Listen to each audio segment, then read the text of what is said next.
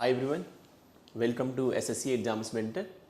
All of us know कि अभी जो आपका एसएससी सीजीएल का प्री होने वाला है 12 सितंबर से, उसमें लॉजिकल रीजनिंग का लेवल कहीं ना कहीं मॉडरेट रहने वाला है। ओके, ऐसा नहीं है कि आपको जो है सो ईजियर क्वेश्चन ही मिलेंगे या ऐसे क्वेश्चन मिलेंगे जहाँ पर टाइम बहुत कम लगेगा। कुछ ऐसे भी क्वेश्चन मिल सकते हैं आउट ऑफ दोज 25 क्वेश्चन जहाँ पर आपको रिलेटिवली ज़्यादा टाइम लग सकता है। ओके, सो आज मैं जिन क्वेश्चंस को लेकर के आया हूँ, you can expect this kind of questions on the D day as well.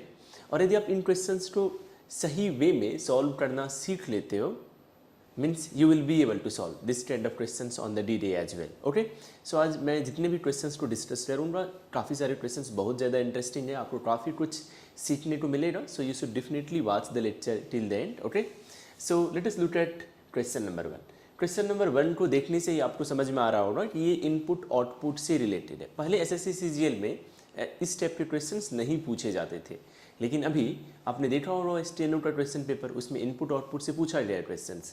So obvious है कि सीजीएल में तो इनपुट आउटपुट से क्वेश्चंस पूछे जाएंगे। Okay, so let us look at this set. देखो, जब भी आप इनपुट आउटपुट के क्वेश्चंस को सॉल्व करते हो ना, आपको ना सबसे पहले मेरे अकॉर्डिंग आपको क्वेश्चन को पढ़ना चाहिए कि आपसे पूछा क्या जा रहा है। ठीक है, आप यहाँ पर पैटर्न क्रैक करोगे, that is a different thing, लेकिन उसके पहले आपको ये देखना चाहिए कि आपसे क्या पूछा जा रहा है। यदि आप देखो इस क्वेश्चन को, तो आपसे क्या पूछा जा रहा है, what is the position of 24 from the right and in the last step. So basically आपसे पूछा जा रहा है कि लास्ट स्टेप में 24 राइट एंड से क्या होगा। ओके, ये पूछा जा रहा है आपसे।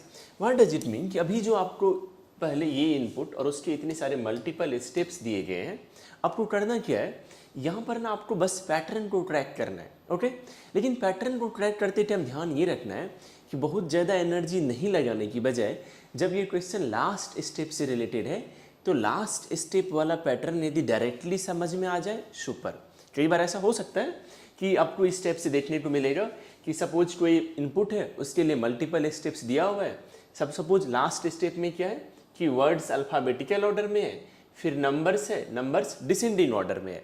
या मान लो ऐसा भी हो सकता है कि वर्ड्स रिवर्स अल्फ़ाबेटिकल ऑर्डर में है, नंबर्स असेंडिंग ऑर्डर में है, या पहले नंबर्स हो सकता है देन वर्ड्स हो सकता है। सो कई बार ऐसा हो सकता है कि बिना पूरे पैटर्न को ट्रैक किए हुए आप लास्ट स्टेप को बहुत आसानी से समझ जाओगे, और चांसेस रहता है कि जो आपसे क्वेश्चन पूछा जाएगा लास्ट स्टेप से पूछा जा सकता है। सो लेकिन यहाँ पर देखो आप, for this input if you look at this last step, पहले स्टार्टिंग में आपको जो 3 एलिमेंट्स दिख रहे हैं, स्पेशल, डेटाबेस, एबव, ये बेसिकली 3 वर्ड्स हैं। उसके बाद आप देख रहे हो यहाँ पर 3 3 6 नंबर्स आपको दिख रहा होगा। So basically next 6 elements numbers हैं, देन आपको 3 वर्ड्स दिख रहा है। सो बेसिकली एकदम सिंपल पैटर्न तो नहीं है लास्ट स्टेप में। यदि सिंपल पैटर्न होता तो यहीं से हम लोग उसे सॉल्व कर देते, इतना पैटर्न क्रैक करने के लिए भी नहीं जाते। ओके, सो यहाँ पर बेसिकली आपको ट्रैक करना होगा। देखो, जब भी आप एलिमेंट्स को देखते हो ना, तो ऑब्वियस है कुछ वर्ड्स होते हैं यूजुअली और कुछ नंबर्स भी होते हैं। तो आपको इन सारे वर्ड्स को ना अल्फ़ाबेटिकल ऑर्डर में एक बार लिख लेना होता है, और ये जो आपको नंबर्स दिख रहे हैं, इसे भी आप असेंडिंग ऑर्डर में लिख करके रख लो, या भले आप नहीं भी लिखना चाहते हो कि उसमें टाइम लगेगा, तो एक बार विजुअलाइज करके समझ लो। ठीक है, सो यहाँ पर यदि इन वर्ड्स को आप अल्फ़ाबेटिकल ऑर्डर में अरेंज करोगे, तो देखो सबसे पहला वाला वर्ड क्या होगा, एबव होगा।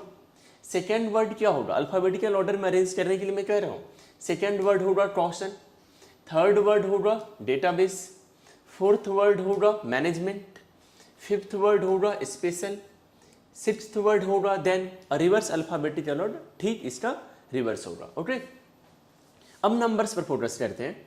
सबसे लिस्ट नंबर क्या होगा, यदि नंबर्स को आपको असेंडिंग ऑर्डर में अरेंज करना है, तो सबसे पहला नंबर होगा 11, सेकेंड नंबर होगा 15, थर्ड नंबर होगा 34, fourth is 45, fifth is 75, sixth is 97। Okay, so आपने थोड़ा सा विजुअलाइज कर लिया कि okay, we have to deal with 6 numbers and we have to deal with 6 words. Okay, so basically देखो स्टेप 1 में क्या हो रहा है, मैंने बताया है पहले आपको कि स्टेप 1 में यूजुअली आपको जो लेफ्ट हैंड है, लेफ्ट हैंड में जो पहला वाला एलिमेंट है और जो राइट हैंड में पहला वाला एलिमेंट है, इन दोनों एलिमेंट्स पर फोकस करना है। बहुत ज़्यादा चांसेस रहता है कि शायद सिर्फ लेफ्ट हैंड पर कुछ ट्वीक किया गया होगा या फिर सिर्फ राइट हैंड पर कुछ ट्वीक किया गया होगा, या क्वेश्चन सपोज ज़्यादा इंटरेस्टिंग है तो लेफ्ट हैंड और राइट हैंड दोनों पर ट्वीक किया जा सकता है। Okay, so if you look at step 1, देखो वैसे तो इनपुट में 15 फर्स्ट एलिमेंट है, लेफ्ट हैंड से फर्स्ट एलिमेंट क्या है 15 है, but if you look at step 1 यहाँ पर आपको 11 दिख रहा है as the first element. Okay, so 11 क्या था, अभी आपने विजुअलाइज किया था ना, 11 क्या था, 11 तो लोएस्ट नंबर था, 11 क्या था, लोएस्ट नंबर था। सो सबसे पहला एलिमेंट अब क्या हो चुका है, दैट इज 11। 11 के बाद आप देखो यहाँ पर आपको 15 नहीं दिख रहा है, अब देख रहे हो 11 तो आपने पिक किया है, ठीक है, लेकिन 15 भी यहाँ नहीं दिख रहा है। उसके बाद मैनेजमेंट दिख रहा है आपको 97, 75 एबव, डेटाबेस 34, क्वेश्चन 45। देखो 11 अब स्टेप 1 में फर्स्ट एलिमेंट में दिख रहा है, और यूजुअली जो पैटर्न होता है ना, एक एलिमेंट का यदि आपने यूज कर लिया है तो उसे आप दोबारा किसी स्टेप में नहीं यूज करते हो, यूजुअल पैटर्न यही रहता है इनपुट आउटपुट में। सो 11 अब तो फर्स्ट एलिमेंट है, देन स्पेशल, देन देख रहे हो आप, उसके बाद आपको क्या दिख रहा है, देन दिख रहा है। अब आप ऑब्जर्व करो लास्ट एलिमेंट क्या है यहाँ पर, लास्ट एलिमेंट यहाँ पर 15 दिख रहा है आपको। सो बेसिकली ये जो 15 जो यहाँ पर फर्स्ट एलिमेंट था वो अब लास्ट एलिमेंट बन चुका है। आपने एक चीज ऑब्जर्व किया, अल्टीमेटली क्या हो रहा है स्टेप 1 में, आप बस 2 एलिमेंट को शिफ्ट कर रहे हो, वो दोनों एलिमेंट्स नंबर्स हैं, एक नंबर है 11 और दूसरा नंबर है 50, और 11 सबसे लिस्ट नंबर है, और 11 के बाद जो नंबर आएगा वो कौन सा नंबर है, दैट नंबर इज 15। ओके, अब एक बार तो आप स्टेप 2 पर फोकस करो कि स्टेप 2 में क्या हो रहा है। If you look at step 2 में 34 इज द फर्स्ट नंबर। आपने देखा है स्टेप 1 में लेफ्ट हैंड में नंबर पर ट्वीक नंबर को लाया जा रहा है, राइट हैंड में भी नंबर को लाया जा रहा है। यहाँ पर no 34 is the first element, 34 is the first element. Then आप ऑब्जर्व करो, और आपको ये भी मैंने बताया था ना कि एक बार नंबर्स को असेंडिंग ऑर्डर में विजुअलाइज कर लो, आप चाहो तो डिसेंडिंग में भी विजुअलाइज कर सकते थे। तो 11 आ रहा था पहले, देन उसके बाद 15 आ रहा था, देन 34 क्या था, थर्ड लोएस्ट नंबर था 34। सो देखो यहाँ पर 34 आ चुका है। देन आपको 11 दिख रहा है, मैनेजमेंट 97, 75 एबव, डेटाबेस, देखो यहाँ पर अब 34 तो नहीं आएगा क्योंकि 34 फर्स्ट एलिमेंट है। देन क्वेश्चन 45 नहीं दिख रहा है यहाँ पर आइडियली 45 होना चाहिए था, बट 45 नहीं है, सो 45 को भी शिफ्ट किया गया। स्पेशल, देन यहाँ पर 15 है, 15 देख रहे हो आप, ये 45 जो यहाँ पर था अब 45। सेकेंड स्टेप में राइट हैंड से फर्स्ट एलिमेंट बन चुका है। ओके, सो यहाँ से अभी तक आप क्या समझ पा रहे हो कि लेफ्ट हैंड पर और राइट हैंड पर नंबर को लाया जा रहा है, और ये असेंडिंग ऑर्डर में हो रहा है, पहले list, then second list, then third list, then fourth list. अब एक बार आप स्टेप 3 पर फोकस करो। अब यदि आप स्टेप 3 पर फोकस करोगे तो स्टेप 3 में क्या हो रहा है, ये 75 आपको दिख रहा है स्टेप 3 में, अब 75 है फर्स्ट एलिमेंट राइट। जबकि इन नंबर्स को यदि आप असेंडिंग ऑर्डर में अरेंज करते तो 75 कौन सा नंबर होता, अभी मैंने आपको बताया था ना, यदि आप अरेंज करते तो पहले 11 लिखते, then 15, then 34, then 45, then 75, then 97। So 45 के बाद तो 75 ही है ना। सो देखो यहाँ पर 75 आ चुका है एज द फर्स्ट एलिमेंट। अब तो और क्लियर हो रहा है कि लेफ्ट हैंड और राइट हैंड में अभी तक सिर्फ नंबर्स को अरेंज किया जा रहा है। यहाँ पर देखो 34, 11, मैनेजमेंट 97, फिर यहाँ नहीं है राइट। सो 75 के बाद देख रहे हो 97। सो अब तो क्लियर है 97 कहाँ होगा, 97 स्टेप 3 के राइट हैंड में होगा राइट, राइट हैंड में फर्स्ट एलिमेंट होगा। देखो यहाँ पर दिख रहा है आपको 97। अब आप ऑब्जर्व करो 75 तो यहाँ आ चुका है, सो ऑब्वियस है, अब आप दोबारा 75 को यहाँ नहीं लाओगे। Above, database, question, special, then 15, 45। So basically step 1, 2, 3 में तीनों में नंबर्स को अरेंज किया गया था, लेफ्ट हैंड और राइट हैंड दोनों पर। नंबर्स को कैसे अरेंज किया गया था, असेंडिंग ऑर्डर में अरेंज किया गया था। ओके, अब देखो स्टेप 4, 5 में क्या हो रहा है।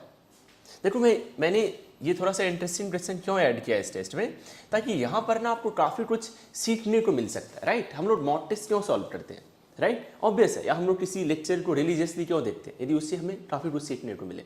Okay, so let us look at step 4। If you look at step 4 में आपको एबव दिख रहा है। अभी मैंने आपको कहा था कि जब भी आप इनपुट आउटपुट के क्वेश्चन को सॉल्व करते हो, एक बार वर्ड्स को अल्फ़ाबेटिकल ऑर्डर या रिवर्स अल्फ़ाबेटिकल ऑर्डर में जरूर सोचो। रिवर्स में सोचना थोड़ा सा डिफिकल्ट होता है as compare to alphabetical order, लेकिन अल्फ़ाबेटिकल ऑर्डर में तो आप इजीली सोच सकते हो। अल्फ़ाबेटिकल ऑर्डर में यदि आप लिखते तो क्या लिखते, सबसे पहले एबव आता, देन क्रॉसन आता, देन डेटाबेस आता, देन मैनेजमेंट आता, जो भी वर्ड्स अवेलेबल हैं in the given input, then special आता, और उसके बाद में यहाँ पर तो देन एक एलिमेंट भी है, देन आता। ओके, अब आप ऑब्जर्व करो यहाँ पर स्टेप 4 में, फर्स्ट एलिमेंट में 75 नहीं दिख रहा है आपको, एबव दिख रहा है। सो स्टेप 4 में वर्ड को लाया जा रहा है 75, 34, 11, मैनेजमेंट, एबव। अब फर्स्ट एलिमेंट है तो दोबारा क्यों आएगा, सो डेटाबेस, क्रॉसन नहीं है यहाँ पे, मीन्स क्रॉसन को भी शिफ्ट किया गया है। सो स्पेशल, देन 15, 45, 97, देखो अब क्रॉसन यहाँ आ चुका है। अब तो और आसानी से आपको समझ में आ रहा होगा कि यहाँ पर बेसिकली हर स्टेप में दो दो एलिमेंट को अरेंज किया जा रहा है। In the first 3 steps 1, 2 and 3 हम लोगों ने नंबर्स को शिफ्ट किया, first element and as the last element.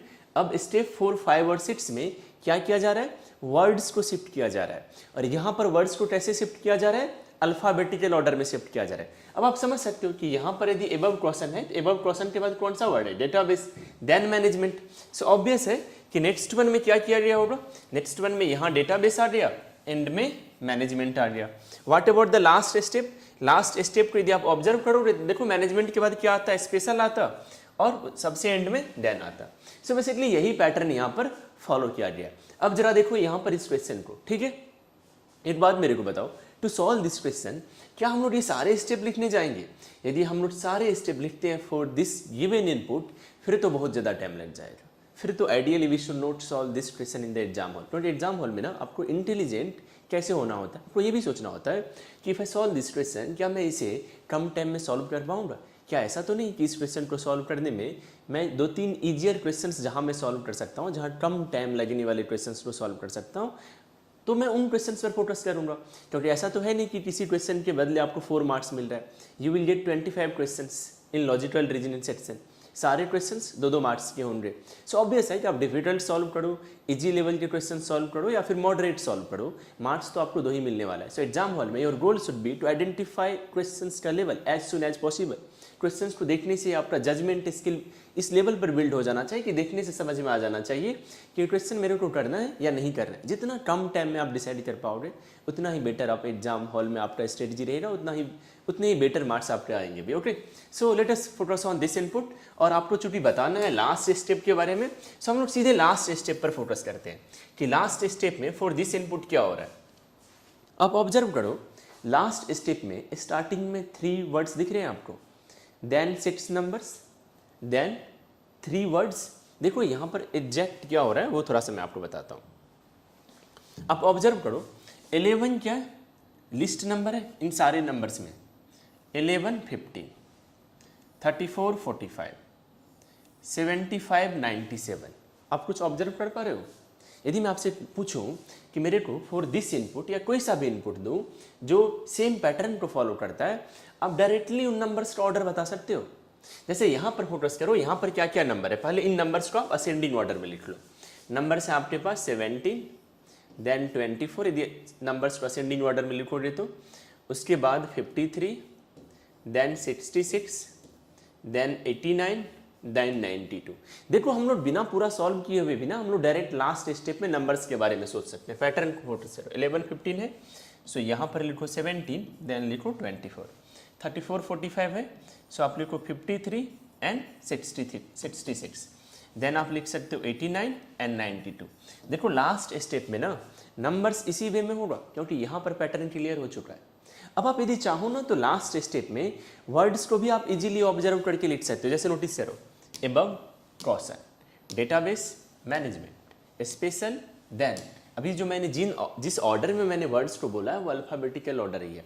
देखो आप चाहो तो इस क्वेश्चन को बिना वर्ड्स को अरेंज किए हुए भी लिख सकते हो। क्यों लिख सकते हो वो जरा मैं आपको बताता हूँ। देखो क्या होगा, इधर 3 वर्ड्स होगा, राइट, देख रहे हो यहाँ पर 3 वर्ड्स है ना, यहाँ भी 3 वर्ड्स होगा। आपसे पूछा क्या जा रहा है, आपसे पूछा जा रहा है कि बताओ position of 24 from the right and in the last step क्या होगा। तो मैं वर्ड्स को क्यों लिखने जाऊँ, उसमें मैं अपना टाइम क्यों इन्वेस्ट करूं? नहीं करना चाहिए आइडियली, राइट। देखो राइट हैंड से काउंट कर लो पोजीशन 1 2 3 4 5 6। सो 24 का पोजीशन राइट हैंड से क्या है? 6 है। आपका आंसर आ चुका है ऑप्शन डी। सो आपने देखा you are able to solve this question without writing all of these steps, right. आपको स्टेप नहीं लिखना पड़ा, फिर भी आपने सॉल्व कर दिया।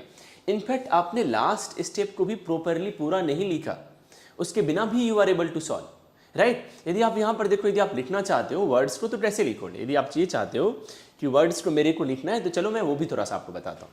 सबसे पहले फोकस करो यहाँ पर क्या सा वर्ड्स है, उसको थोड़ा सा आप एक बार उस ऑर्डर में सोचो, आप अल्फ़ाबेटिकल ऑर्डर में सोचो। सो यहाँ पर जो वर्ड है, सबसे पहला वाला वर्ड क्या है जो अल्फ़ाबेटिकल ऑर्डर में आएगा? That is CAIIB, then direct, okay. उसके बाद क्या लिखोगे आप? उसके बाद आप लिखोगे HPSC, उसके बाद आ जाएगा IFSCA, then RBI, then test. अब आप देखो यहाँ पर यदि आप चाहो तो आप इन वर्ड्स को भी अरेंज कर सकते हो।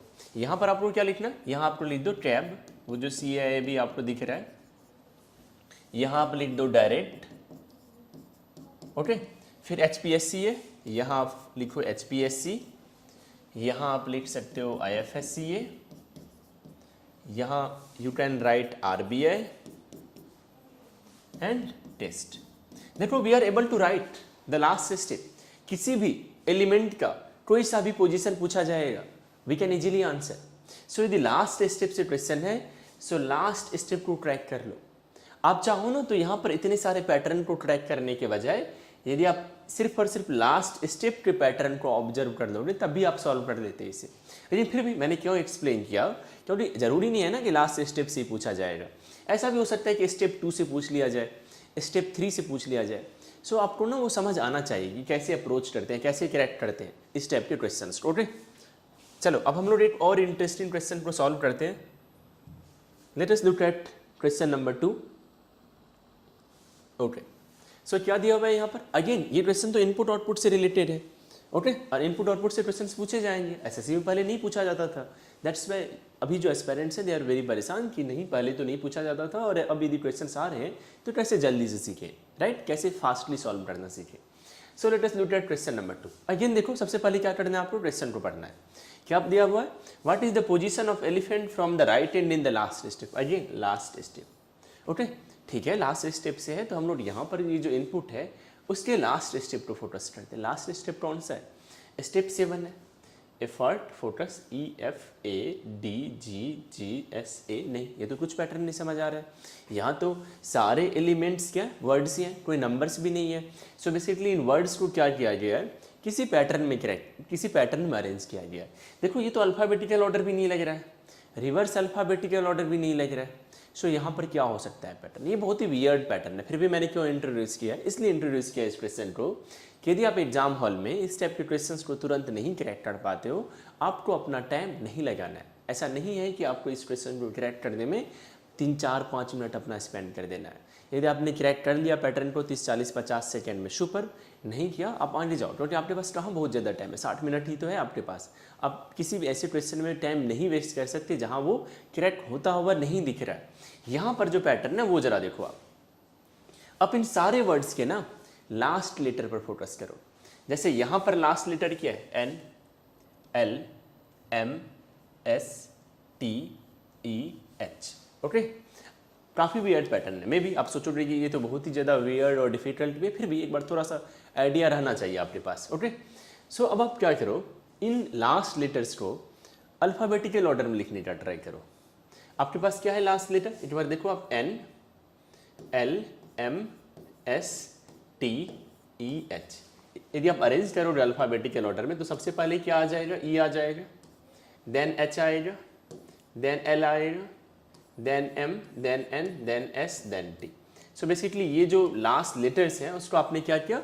आपने अल्फ़ाबेटिकल ऑर्डर में अरेंज कर लिया, ओके। अब आप देखो यहाँ पर क्या कर सकते हो। स्टेप 1 पर फोकस करो। क्या हो रहा है बेसिकली यहाँ पर? देखो अभी भले यदि आप ये चाहो तो स्टार्टिंग में नहीं भी लिखो, ठीक है, लेकिन मैं इसलिए लिख करके आपको बता रहा हूँ ताकि आप स्टार्टिंग से ऑब्जर्व करना सीखो, ताकि आप जल्दी से किसी क्वेश्चन के एक्सप्लेनेशन को समझ सको। आप ऑब्जर्व करो यहाँ पर क्या हो रहा है। स्ट्रैप तो नहीं था फर्स्ट एलिमेंट, एम्बिशन था, लेकिन यहाँ स्ट्रैप आ चुका है। एम्बिशन, गोल, ड्रीम, फोकस, एफर्ट, स्ट्रैप अब यहाँ है, दोबारा नहीं आएगा। सो बेसिकली स्टेप 1 में स्ट्रैप को आपने लाया है एज द फर्स्ट एलिमेंट। देखो सिर्फ और सिर्फ लेफ्ट हैंड साइड में ही आपने ट्विक किया है, राइट हैंड में अभी तक आपने कुछ भी नहीं किया है। What about step 2? स्टेप 2 पर आप फोकस करो। स्टेप 2 में ग्रोथ आ चुका है एज द फर्स्ट एलिमेंट, बाकी सब सेम है, स्ट्रैप, एम्बिशन, गोल, ड्रीम, फोकस, एफर्ट, देख रहे हो आप, ग्रोथ आ चुका है। लेकिन ऐसा नहीं है कि यहाँ पर तो ऐसा लगता है कि ओके लास्ट वाले वर्ड को पिक कर लिया गया, लेकिन इसमें कहाँ था स्ट्रैप लास्ट वर्ड, सो वो पैटर्न तो यहाँ पर नहीं है। What about step 3? अब यदि आप स्टेप 3 को ऑब्जर्व करोगे तो देखो स्टेप 3 में goal is the first element, goal is the first element, जबकि गोल नहीं है स्टेप 2 में first element. Then growth, strap, ambition, goal तो पहले आ चुका है, dream, focus, effort, okay. So देखो गोल कहाँ है लास्ट एलिमेंट। सो यहाँ पर तो कुछ पैटर्न नहीं समझ में आ रहा है, बस इतना समझ में आ रहा है कि सारे स्टेप में एक वर्ड को, एक एलिमेंट को फर्स्ट एलिमेंट के तौर पे लाया जा रहा है, कुछ ना कुछ पैटर्न तो फॉलो हो रहा होगा। स्टेप 4 में ड्रीम को लाया गया है, अल्फाबेटिकल ऑर्डर भी नहीं फॉलो हो रहा है, बाकी सब सेम ही है। स्टेप 5 में एम्बिशन को लाया गया है। स्टेप 6 में फोकस को लाया गया है as the first element. Step 7 में एफर्ट को लाया गया है। अब आपको करना क्या पड़ेगा, थोड़ा सा क्रैक। अब ना जब भी आप स्टेप क्वेश्चन को सॉल्व करोगे तो आप ना फर्स्ट एलिमेंट पर तो फोकस करना ही, मतलब फर्स्ट लेटर पे तो फोकस करना ही, एक बार लास्ट पर भी देख लेना। एकदम वियर्ड पैटर्न यदि देखने को लगे तो लास्ट पर भी आप फोकस कर लेना। अब आप ऑब्जर्व करो, EHLMNST, आप देख रहे हो कितना वियर्ड, मतलब EH, सिर्फ और सिर्फ लास्ट लेटर पर फोकस करो। सो जिस वर्ड का लास्ट लेटर सबसे पहले आ रहा है उस वर्ड को आप सबसे पहले लिख रहे हो। यहाँ पर ऑब्जर्व करो, सबसे पहले क्या है, ई किसके लिए, स्ट्रैप। देन एच किस में आया था, आपको दिखाया था मैं स्टार्टिंग में, एच ग्रोथ में था। एल गोल, ड्रीम है, देख रहे हो यहाँ पर एम है, ambition N, focus S, effort T. So basically यहाँ पर लास्ट लेटर को अल्फाबेटिकल ऑर्डर में अरेंज किया गया है, ओके। सो देखो यहाँ पर सिर्फ और सिर्फ लास्ट स्टेप पर फोकस करते हैं। अब आप ऑब्जर्व करो एक चीज़, यहाँ पर ये जो एंड है ना, ये नहीं, इसमें नहीं है, ओके। सो इसे आप भूल जाओ। आप ऑब्जर्व करो, EHLMNST। फाइनली लास्ट स्टेप में क्या हो गया है, ये जो लेटर्स आपको दिख रहे हैं ये रिवर्स अल्फाबेटिकल ऑर्डर में आ चुके हैं, क्योंकि भले ही स्ट्रैप यहाँ पर फर्स्ट एलिमेंट है, लेकिन स्टेप 2 में तो यहाँ आ चुका है, वो सेकेंड प्लेस पे। स्टेप 3 में थर्ड प्लेस पे आ चुका है। स्टेप 4 में फोर्थ पे आ चुका है। इस वे में वो स्टेप 7 में सबसे एंड में आ चुका है। सो यहाँ पर जो न्यू इनपुट दिया गया है, आपको करना क्या है, इन सारे एलिमेंट्स के आपको लास्ट एलिमेंट पर फोकस करना है। क्या है, लास्ट लेटर पे फोकस करना है, PRWTEYH, लास्ट लेटर। इसे आप क्या करो, इसे आप अल्फाबेटिकल ऑर्डर में लिख लो। सबसे पहले क्या लिखोगे आप, ई लिखोगे, राइट, ई लिख लिया आपने। देन आप एच लिखोगे, ओके, एच भी आ चुका है। फिर आप पी लिखोगे, देन आर आएगा, then T, then W N Y, okay. So इन लेटर्स को यदि आप अल्फाबेटिकल ऑर्डर में अरेंज करोगे तो इसी वे में लिखोगे, ओके। अब आप यहाँ पर देखो क्या कर सकते हो, वो मैं आपको बताता हूँ। आपने यहाँ पर ऑब्जर्व किया था, जो सबसे पहले था वो सबसे एंड में आ गया था। सो यहाँ पर अब आप इस वे में लिखो, EHPRTWY, ओके। ये ई आपको दिख रहा है यहाँ पर, ई जो है सो लास्ट लेटर यहाँ पर दिख रहा है। ई लास्ट लेटर किसका है, ई लास्ट लेटर है ऑरेंज का। सो लास्ट स्टेप में ऑरेंज यहाँ आ चुका है। एच किसका है, एच है लाफ का। सो लाफ यहाँ आ चुका है। पी किसके लिए, जंप के लिए। सो ये जो आपको दिख रहा है ये जंप के लिए। आर किसके लिए, ये आर बेसिकली यहाँ पर टाइगर के लिए। टी किसके लिए है, टी बेसिकली एलिफेंट के लिए था। डब्ल्यू किसका, दैट इज फॉर विंडो। सो यहाँ पर बेसिकली विंडो है। ये वाई किसके लिए है, that is for happy. So सबसे देखो लास्ट स्टेप में हैप्पी है पहले, then window, elephant, tiger, jump, laugh, orange. लेकिन देखो आपसे तो एलिफेंट का पूछा जा रहा था ना, सो एग्जाम हॉल में हम लोग इतना भी क्यों लिखेंगे, एक बार यदि आपने पैटर्न को क्रैक कर लिया है, सो एग्जाम हॉल में ना आपको इतना भी नहीं लिखना चाहिए, आपको सिंपली देखना चाहिए एलिफेंट के बारे में हमें फोकस करना है। एलिफेंट का लास्ट एलिमेंट क्या है, एलिफेंट का लास्ट लेटर क्या है, that is T. So T यहाँ है, सो हम लोग यहाँ इतना इंडिविजुअल पर फोकस करने नहीं जाएंगे। ओके, पूछा क्या जा रहा है कि राइट हैंड से बता दो एलिफेंट की position 1 2 3 4 5, so 5th is the right answer. So exam hall में ना इस वे में आप जितना टाइम सेव कर सकते हो उतना आपको करना चाहिए। आपने पैटर्न क्रैक कर लिया, आप ये सब अलग से विजुअलाइज करने नहीं जाओ, लिखने नहीं जाओ। टी से बस आपको पता होना चाहिए कि टी से एलिफेंट है, काउंट कर लो। राइट हैंड साइड से पूछा जा रहा है तो लेफ्ट हैंड साइड से पूछा जा रहा है तो कर लो। मान लो यदि पूछा जाता है हैप्पी, तो आसानी से बता सकते थे कि हैप्पी तो वाई के लिए, तो वाई यहाँ आएगा, लेफ्ट हैंड साइड से सबसे पहले पोजीशन पर होगा। सो यदि लेफ्ट हैंड साइड से हैप्पी का पोजीशन पूछा जाता तो आप बता सकते थे। लास्ट स्टेप में किसी भी वर्ड का, किसी भी एलिमेंट का पोजीशन लेफ्ट हैंड से पूछा जाए, राइट हैंड से पूछा जाए, आप आसानी से बता सकते हो। सो आपको करना क्या चाहिए, लास्ट स्टेप वाले क्वेश्चंस को आप ट्राई कर सकते हो एग्जाम हॉल में, क्योंकि उन क्वेश्चंस को आप बहुत ही तेजी से आंसर कर पाओगे। अगेन आप देखो, क्या इस क्वेश्चन को सॉल्व करने के लिए हम लोगों ने सारे स्टेप को लिखा, नहीं लिखा। ओके, सो ऐसा नहीं है कि इनपुट आउटपुट में आपको सारे स्टेप को लिखना है, आपको विजुअलाइज करना है, आपको कुछ अच्छे क्वेश्चंस को सॉल्व करना है, आपको समझना है कि कैसे आप फॉलो कर सकते हो। ऑब्वियस है कि पहले मैं बेसिक अप्रोच बताऊंगा ही कि कैसे कैसे यहाँ पर पैटर्न हुआ है, लेकिन एंड में मैं आपको शॉर्टकट भी बताऊंगा कि कैसे आप अपना टाइम रिड्यूस कर सकते हो। Okay, let us look at this question related to critical reasoning. आपने देखा होगा अभी क्रिटिकल रीजनिंग के ढेर सारे क्वेश्चंस पूछे गए हैं। पहले मेंस में आता था, एसएससी सीजीएल पे मेंस में क्रिटिकल रीजनिंग के क्वेश्चंस पूछे जाते थे, right. So let us look at question number 3, और काफी इंटरेस्टिंग क्वेश्चन है। You should definitely solve this kind of questions before your pre exam. Okay, so let us look at question number 3। क्या दिया हुआ है, in the city over 75% of the people, ध्यान से देखना आप, ओवर 75%। जब आप ओवर 75% ऑफ द पीपल पढ़ते हो ना, क्या आपके माइंड में आता है सिग्निफिकेंट पॉपुलेशन, 75% से भी ज़्यादा, means significant population in a city are living in slums and substandard houses which is reflection of the housing and urban development policy of the government. अब आप ऑब्जर्व करो, 75% से ज़्यादा लोग या तो स्लम में रह रहे हैं या सब स्टैंडर्ड हाउसेज में रह रहे हैं। सब स्टैंडर्ड हाउसेज का क्या मतलब, ऐसे हो जो सेफ नहीं है, राइट, मतलब सही कंडीशंस नहीं है उन घरों की, राइट, मतलब कहीं ना कहीं आप कह सकते हो निम्न स्तरीय घरों में रह रहे हैं 75% से ज़्यादा लोग। और ये किसका रिफ्लेक्शन है, ये इनडायरेक्ट वे में बताता है कि गवर्नमेंट का हाउसिंग या अर्बन डेवलपमेंट का पॉलिसी क्या है। ओके, फिर यहाँ पर देखो क्या दिया हुआ है, substandard houses are often in severe disrepair. Substandard housing is not just housing that is attractive और आउटडेटेड। देखो यहाँ पर ये जो सब स्टैंडर्ड हाउसेज है, जो निम्न स्तरीय घर हैं, ऐसा नहीं है कि सिर्फ अनअट्रैक्टिव ही है, आउटडेटेड ही है, सिर्फ और सिर्फ इतना ही नहीं है। सबसे बड़ी बात है कि it is housing that poses a risk to the health risk है वहाँ पर रहने से, सेफ्टी का इशू है, फिजिकल वेलबींग का इशू है जो वहाँ पर रह रहे हैं, physical wellbeing of occupants, neighbours और विजिटर्स। आप समझ रहे हो, तो सब स्टैंडर्ड हाउसिंग का क्या सब इम्पैक्ट हो रहा है, हो सकता है, क्या सब रिस्क है। Substandard housing increases risk of disease, right, means disease का भी रिस्क है, क्राइम का भी रिस्क है, सोशल आइसोलेशन का रिस्क है, राइट, मीन्स सोशली आइसोलेट होना, पुअर मेंटल हेल्थ का भी रिस्क है। सो आप समझ रहे हो कि मीन्स 75% से ज़्यादा लोग हैं इतनी ह्यूज रिस्क पे हैं। ओके, अब आप देखो कोर्सेज ऑफ एक्शन को कि क्या कोर्सेज ऑफ एक्शन यहाँ पर लिया जा सकता है। ओके, देखो कोर्सेज ऑफ एक्शन में आपको खुद से नहीं सोचना होता है, जो दिया होता है उसी में से अप्रोप्रिएट आंसर को पिक करना होता है। ओके, क्या दिया हुआ है, there should be a separate department looking after housing and urban development. अब आप मेरे को एक बात बताओ कि यहाँ पर आपको क्या बताया जा रहा था, विच is reflection of the housing and urban development policy of the government. So indirect way में कहा जा रहा है कि शायद गवर्नमेंट के हाउसिंग या अर्बन डेवलपमेंट की पॉलिसी में कुछ इशूज है, ऐसा तो कहीं नहीं बताया जा रहा था।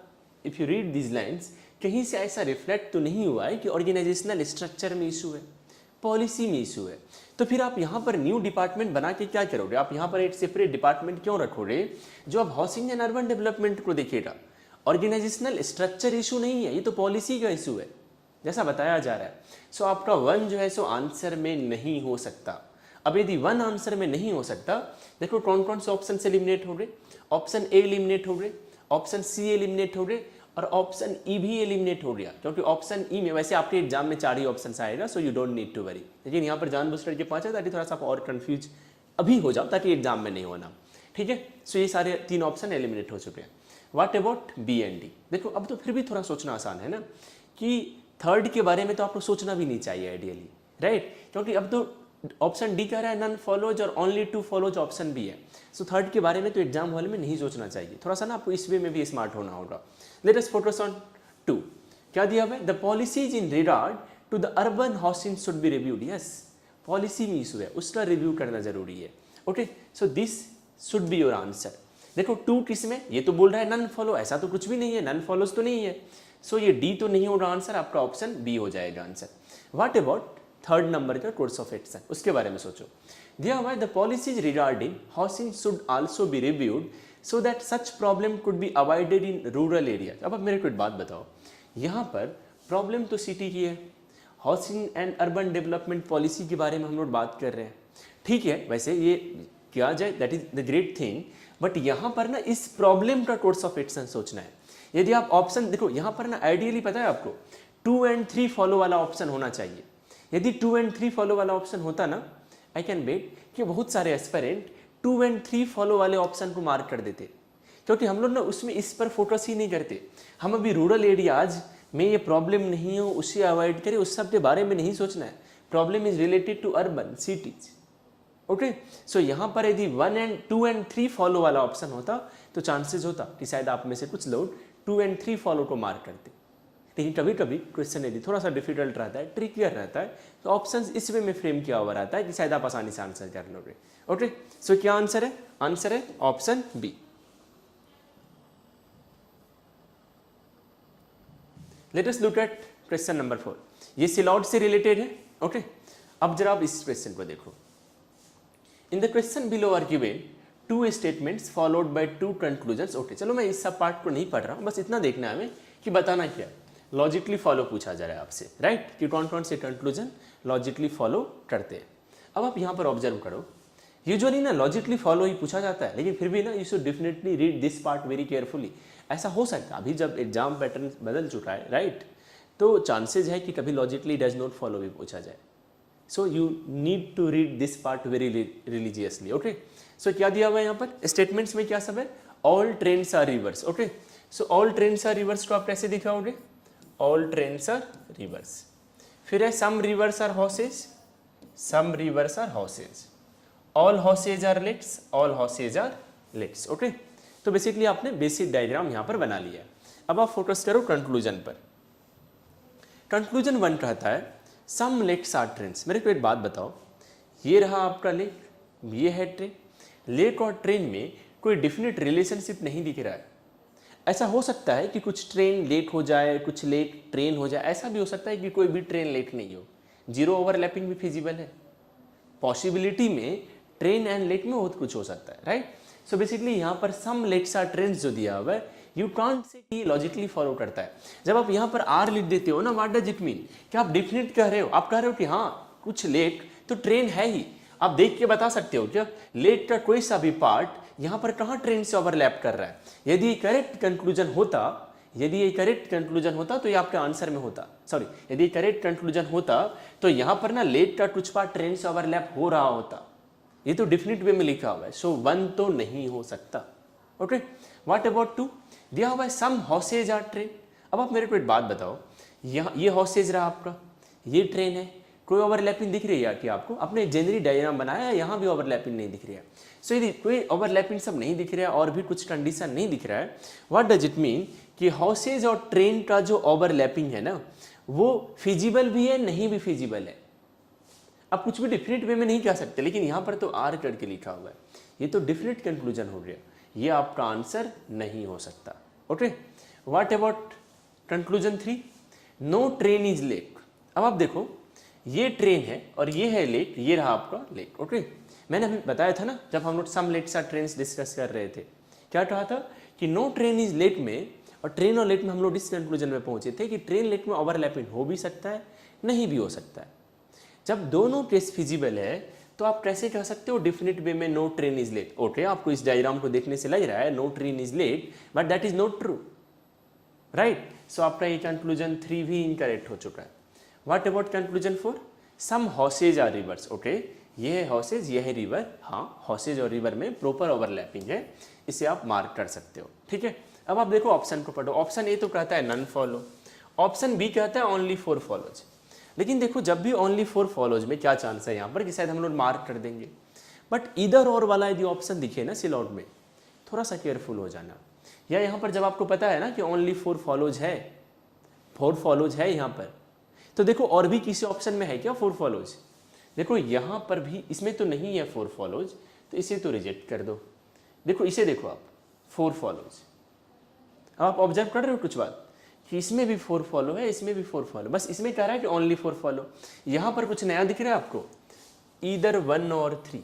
अब आपको करना है कि आपने पढ़ा होगा सिलॉट में ईदर और वाला केस सब, राइट। ईदर और में क्या होना चाहिए? पहली बात तो एलिमेंट सेम होनी चाहिए। यहाँ पर देखो 1 और 3 पर फोकस करो। Late train, train late, okay है, ये बेसिकली एलिमेंट सेम है दोनों में। और आपने पढ़ा होगा कि सम प्लस नो में इधर और का केस होता है यदि दोनों कंक्लूजन फॉलो नहीं कर रहे, राइट, दोनों एलिमेंट सेम है, सम और नो का केस बन रहा है। यहाँ पर एलिमेंट का ऑर्डर भी नहीं मैटर करता, भले यहाँ पर लेट पहले है, ट्रेन पहले है इसमें, और इसमें लेट पहले है, ट्रेन बाद में, इसमें ट्रेन पहले लेट बाद में है। सो एलिमेंट्स का ऑर्डर अलग है, बट उससे कोई चेंज नहीं आएगा। यदि सम प्लस नो है, दोनों कंक्लूजन इनकरेक्ट है, राइट, और यहाँ पर एलिमेंट भी सेम है, आपको एलिमेंट के ऑर्डर के बारे में भी नहीं सोचना है। आंसर क्या हो जाएगा आपका? ईदर 1 और 3 करेक्ट है, ऑप्शन डी राइट आंसर है। अब पता है आप एक और भी वे में सोच सकते थे। वैसे सोचो जब ट्रेन और लेट का कोई ओवरलैपिंग प्रॉपर नहीं, रिलेशनशिप नहीं डिफाइन है, तो दोनों पॉसिबिलिटी है कि ओवरलैपिंग होगा भी नहीं भी होगा। अब आप इसे देखो, सम लेट्स आर ट्रेन्स, ये कह रहा है कि ओवरलैपिंग हो सकता है, मतलब यहाँ पे डिफिनेट वे में लिखा हुआ है, बट एक वे में मैसेज दिया जा रहा है ना देयर इज ओवरलैपिंग। ये कह रहा है नो ट्रेन इज लेट, एक वे में मैसेज दिया जा रहा है ओके जीरो ओवरलैपिंग। सो जब आप इधर और लार्ज सोचते हो तो दोनों मैसेज कन्वे हो गया। सो बेसिकली क्या राइट आंसर है? Right answer is option D. So आपको अभी एसएससी सीजीएल में इस लेवल के भी ट्रिकियर सिलेक्टेड क्वेश्चन से डील करना पड़ सकता है, क्योंकि चांसेस है कि लेवल अच्छा रहेगा इस बार एग्जाम में। Okay, so you need to be prepared. Okay, चलो अब हम लोग एक और क्रिटिकल रीजनिंग के इंटरेस्टिंग क्वेश्चंस को सॉल्व करते हैं। क्या दिया हुआ है देखो, ये बेसिकली कॉज एंड इफेक्ट से है, राइट। कॉज एंड इफेक्ट के क्वेश्चंस पूछे जाते हैं सीजीएल में। So let us look at this set. Statement 1 कह रहा है the government has decided to make all the information related to primary education available to the general public. So basically government ने decide किया है कि primary education से related जो भी इंफॉर्मेशन है उसका एक्सेस पब्लिक को दिया जाए। Primary education is typically the first stage of formal education. So primary education क्या है?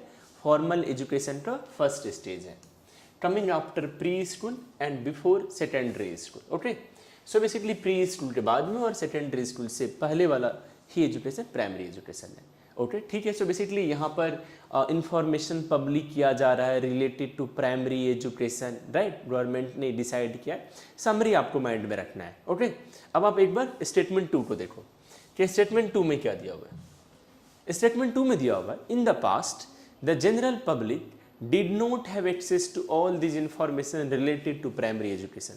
So पास्ट में गवर्नमेंट के पास में, पास्ट में जनरल पब्लिक के पास में इंफॉर्मेशन नहीं था रिलेटेड टू प्राइमरी एजुकेशन। यहाँ पर भी बताया जा रहा है primary education takes place in primary school. Primary education primary school में होती है, the elementary school, primary education takes place in primary school, the elementary school और first and middle school depending on the location. Okay, मतलब depending के location के according primary education primary school में, elementary school में या फिर first और middle school में होती है। ठीक है, चलो इस इन्फॉर्मेशन का अभी तुरंत में कोई उतना ज़्यादा यूज नहीं है। अब आप सोचो स्टेटमेंट 2 में दिया गया है ना कि पहले पब्लिक के पास नहीं इन्फॉर्मेशन था रिलेटेड टू प्राइमरी एजुकेशन, और स्टेटमेंट 1 क्या कह रहा है कि गवर्नमेंट ने डिसाइड किया कि कर दो इस इंफॉर्मेशन को पब्लिक। सो बेसिकली यहाँ पर ये रीज़न है, तभी तो गवर्नमेंट ने डिसाइड किया है ना। So statement 2 is the cause and statement 1 is its effect. So आपको क्रिटिकल रीजनिंग के क्वेश्चंस को जो है सो और प्रॉपर वे में आपको सॉल्व करना चाहिए। आगे मैं और भी लेक्चर्स लेकर के आऊँगा, ओके, जिसमें हम लोग और भी कुछ इंटरेस्टिंग क्वेश्चंस को सॉल्व करेंगे। और जिन जिन टॉपिक्स में आप थोड़ा सा सफ़र कर रहे होगे, जैसे कि अभी इनपुट आउटपुट है, क्रिटिकल रीजनिंग है या और भी जो कुछ इंटरेस्टिंग टॉपिक्स हैं, मैं ट्राई करूँगा उन्हीं पर लेक्चर्स लेकर के आऊँ। क्योंकि देखो जो पहले से जो चैप्टर्स पॉपुलर हैं और आप यदि CGL की प्रिपरेशन कर रहे हो तो there are very good chances कि आपने उन टॉपिक्स को अच्छे से पढ़ा होगा।